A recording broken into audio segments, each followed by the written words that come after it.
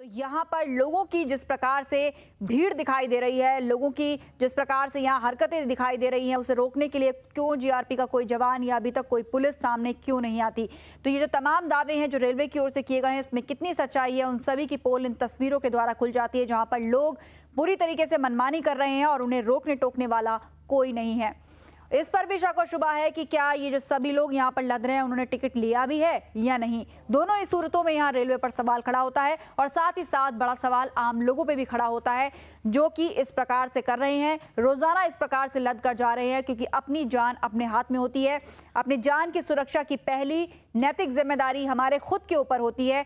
कम से कम इस प्रकार का सफर करने से पहले एक बार घर परिवार के बारे में जरूर सोच लेना चाहिए। तमाम कॉलर्स भी जो हमें फोन कर रहे हैं वो भी इसी बात को कह रहे हैं, वो भी इसी बात को मान रहे हैं कि अपनी सुरक्षा सबसे पहले अपने हाथ में होती है।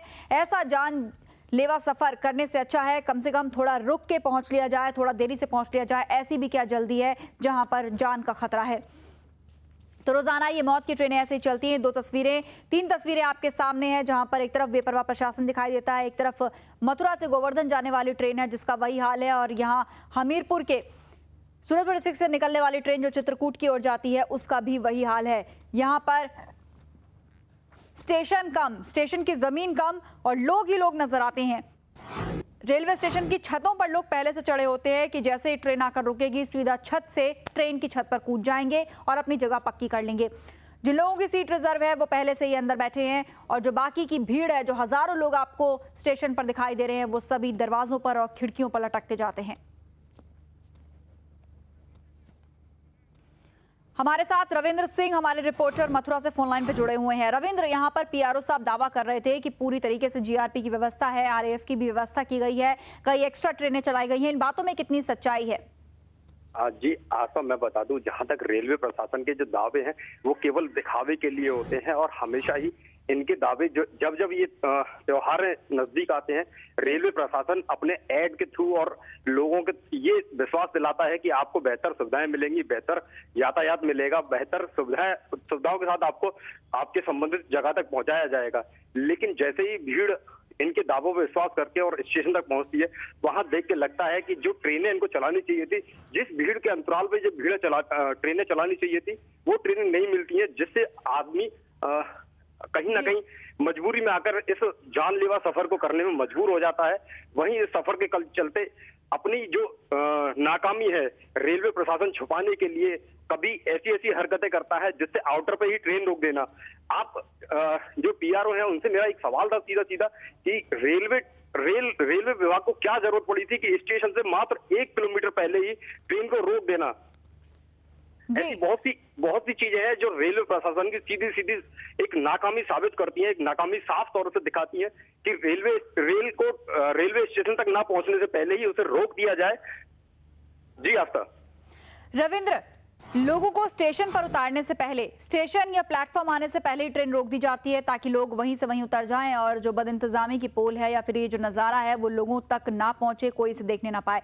लेकिन जिस वक्त लोग सवार होते हैं इस ट्रेन में, उस वक्त क्या मंजर होता है? कितनी तादाद में लोग वहां पर पहले से इकट्ठा होते हैं? कहां पर चढ़े होते हैं कि ट्रेन का कोई भी हिस्सा मिल जाए बस वो लटक जाए जाकर?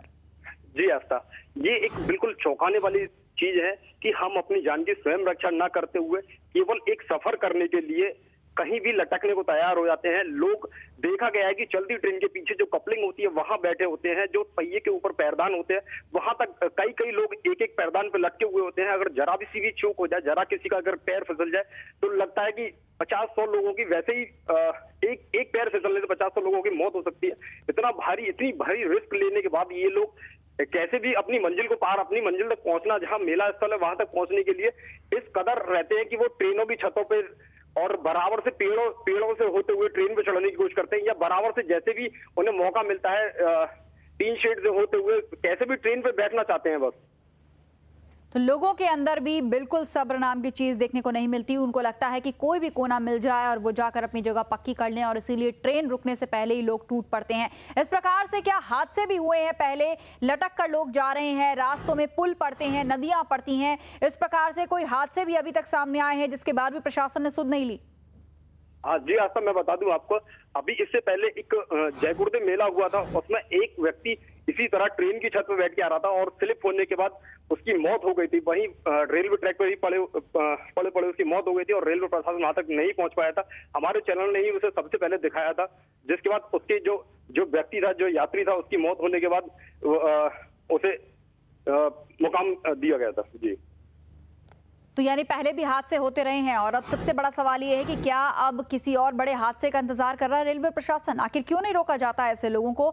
और दूसरा बड़ा सवाल लोगों के लिए भी है कि आखिर क्यों सब्र नहीं है लोगों के अंदर? क्यों इस प्रकार से अपनी जान हथेली पर रखकर ये लोग छतों पर बैठकर या फिर दरवाजों से लटक कर सफर करते हैं? कोई भी बड़ा हादसा किसी भी वक्त हो सकता है। लोगों को अपने परिवार के बारे में सोचना चाहिए, अपने से जुड़े लोगों के बारे में सोचना चाहिए। कहीं ऐसा ना हो ये सफर अंतिम सफर, आखिरी सफर बन जाए।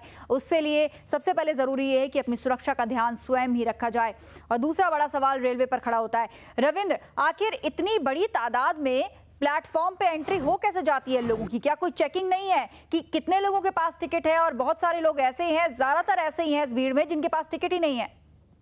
जी, आशा मैं बता दूं, जहां तक रेलवे प्लेटफॉर्म की बात है, जो पीएसी और आरएएफ के जो जवान वहां लगाए जाते हैं, वो केवल एक मूक दर्शक की तरह वहां खड़े रहते हैं।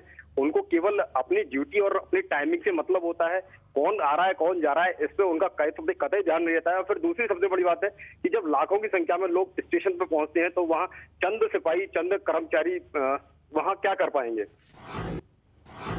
वाकई में चंद सिपाही क्या कर पाएंगे जब वो ही ऐसी भीड़ के आगे बेबस हो जाते हैं। और दूसरी तरफ रेलवे लगातार इंतजाम के दावे ठोकता रहता है और कहता है कि हमने तादाद बढ़ा दी है और लोगों को कंट्रोल करने की पूरी कोशिश की जा रही है, लेकिन तस्वीरें झूठ नहीं बोलती, हकीकत आपके सामने है। शुक्रिया रविंद्र तमाम बातचीत के लिए।